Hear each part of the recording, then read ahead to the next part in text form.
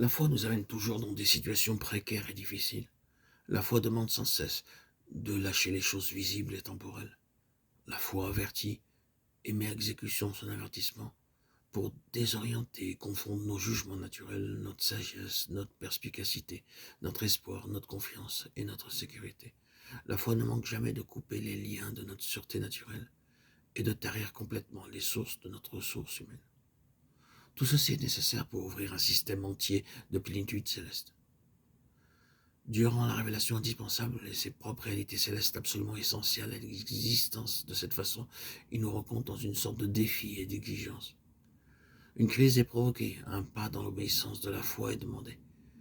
Et quand ce pas est fait, c'est un pas ascensionnel qui nous donne une position spirituelle où nous voyons ce que nous n'avions pas connu auparavant.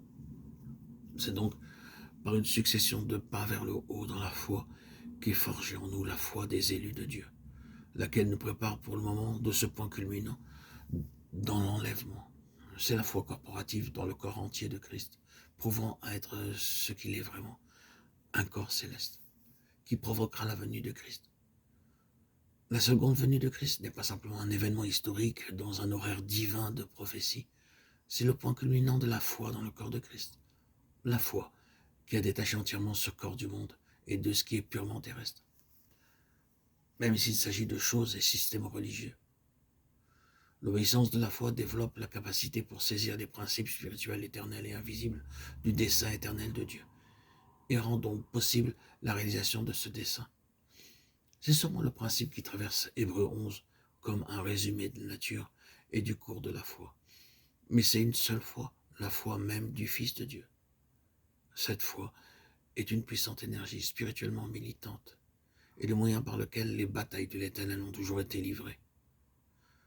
C'est ainsi que le grand conflit final avec la hiérarchie satanique conduira à un dénouement victorieux par la foi de Christ, triomphant dans son Église. Apocalypse 12, 11. Alors, la souveraineté des cieux sera établie par l'Église sur les portes, les conseils de l'enfer, et le monde ressentira l'impact de cette foi triomphante. Cette foi de l'enlèvement est rare, et peu nombreux sont ceux qui paieront le prix. Le Seigneur pourrait bien demander s'il trouvera ce genre de foi sur la terre à sa venue. Soulignons une fois de plus le fait que le transfert de toutes choses aux cieux, de sorte que nous ressentions de plus en plus l'étrangeté des étrangers, que comme des pèlerins nous sommes sans domicile ici-bas, et que nous sommes chez nous dans les choses spirituelles et célestes. Ce transfert de toutes choses aux cieux est le cours naturel d'une vraie vie en Dieu.